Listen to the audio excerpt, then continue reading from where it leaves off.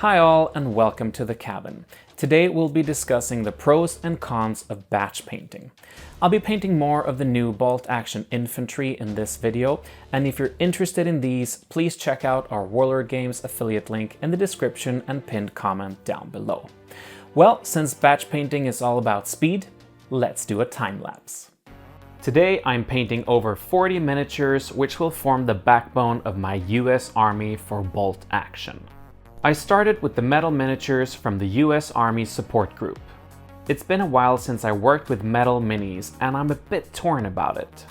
On one hand, it was nostalgic and quite satisfying to remove all mold lines and flash and to clean off traces of mold release agent. On the other hand, it was more time consuming compared to working with plastic. That's why I prepped and assembled the metal minis first, so I could reward myself with the more straightforward plastic infantry afterwards. With any big batch of miniatures, I think it's important to find little strategies to help you. Batch painting is exactly what it sounds like, painting a group of similar miniatures together at the same time. But is it good or bad? I think the answer is a bit complicated and personal, as it really depends on how you enjoy the hobby. I'm going to summarize my thoughts during this video. For the plastic infantry, I first made a plan of which weapons I wanted to equip the troops with. Looking at the overview from Warlord Games, I wrote down which parts I would use for each miniature. This guide helped me build as varied models as possible and made the assembly go very quickly. One of the first questions I think you should ask yourself before starting a project is what your goal is with the painting. Do you want to paint to the very best of your ability, learn new methods, and hone your skills? If so, you're probably better off painting a single miniature or a small unit as a display piece. Or do you just want to get the painting done and the minis finished as fast as possible? In that case, you're probably looking at speed painting a larger batch to quickly complete an army that looks decent on the table. It all comes down to the level of quality you're comfortable with. After all, it's your collection, and at the end of the day, it's important that you're enjoying your hobby. Personally, for this project, I was somewhere in the middle.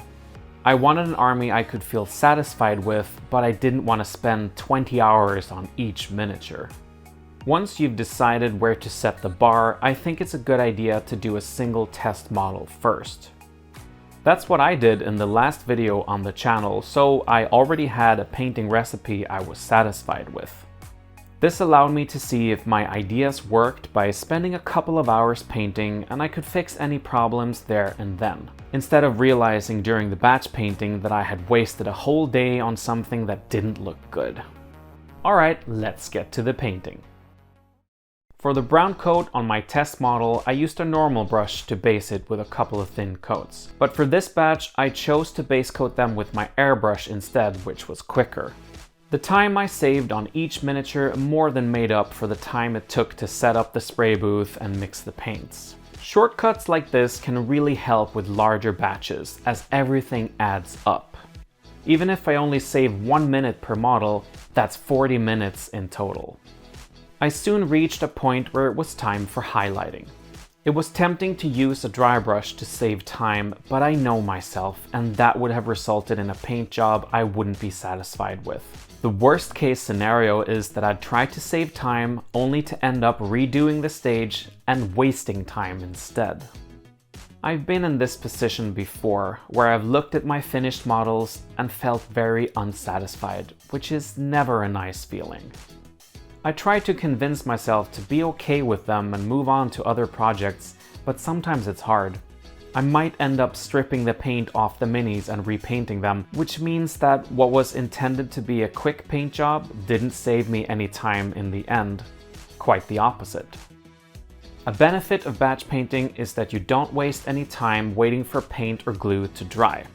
Thin layers of acrylic paint dry pretty quickly, but sometimes you find yourself waiting 10 to 20 minutes for something to dry. If you're impatient, there's a risk of ruining a previous layer, which again wastes time. But with a larger batch, by the time you've finished the current step on your last mini, the first one is likely dry and ready for the next stage. Of course, this depends on how many miniatures you've chosen to paint at once. With only 2 or 3, you might still have to wait a bit for a wash to dry. But if you're painting 100, you won't ever have to worry about paint or glue drying. So what's the answer to this crucial question? How many miniatures should you paint in a single batch? It's different for everyone, and it's probably a good idea to experiment with different sizes to find your own sweet spot.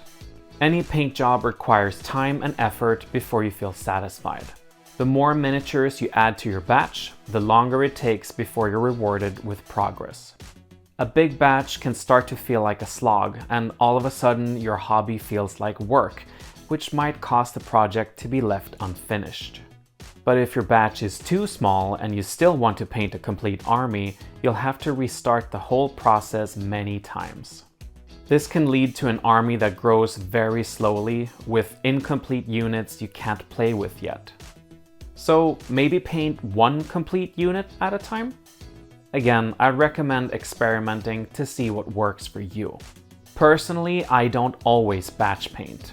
When you spend dozens or even hundreds of hours before reaching the reward of finished miniatures, it can be daunting to start the process over again, knowing you have another huge mountain to climb. After a big batch, I like to tackle a single model or a smaller, different project as a sort of palette cleanser. Right now, I don't want to paint more brown coats and green details. I need some variation, and for me, that's a great way to keep the hobby fun and rewarding. On social media, it's common to see posts like, "I painted 200 goblins in 24 hours," or "Don't use noob paints like Nuln Oil." I think this sort of content can alienate or shame viewers. Why can't I finish my army as quickly as that YouTuber? Am I a bad painter for using washes? I'm not claiming to be an expert, and I definitely don't have all the answers. But hopefully you can take something away from this video, or at least relate your own experiences to the points I've discussed. I thought around 40 minutes would be a good size for this video, but it turns out I mismatched the batch size with the quality level of the paint job, which meant the project took longer than expected. I thought it would take between 1 and 2 weeks to finish this video, but it ended up taking 3 weeks. So maybe I should have halved the batch to about 20 miniatures to reach my sweet spot for this level of quality. I have to admit, it felt like a slog at times. For example, when I spent over 3 hours in a row just highlighting brown coats. However, finishing the models was very satisfying. I'm happy I didn't cut more corners. They aren't perfect paint jobs, but I achieved a level of quality I'm happy with, and learned some lessons from this project that I'll take into my next batch painting session. We've finally reached the stage of being rewarded for all that hard work. So let's take a look at the finished army.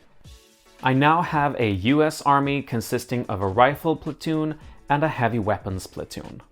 If I add a half-track transport and play them all as veterans, that's a 1000 points army for Bolt Action 3rd edition.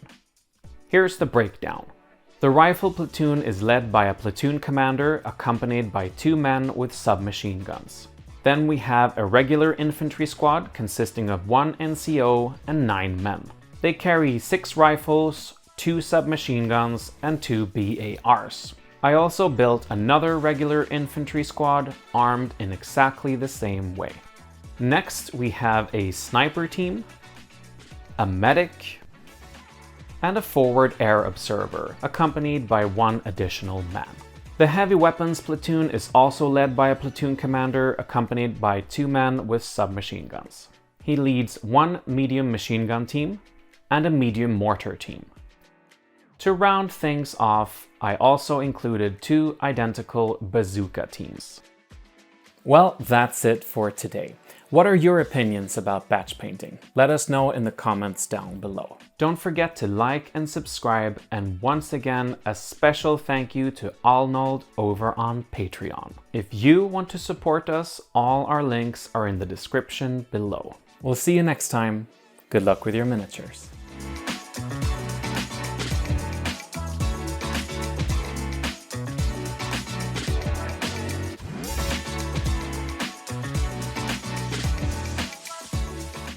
the new infantry, well, since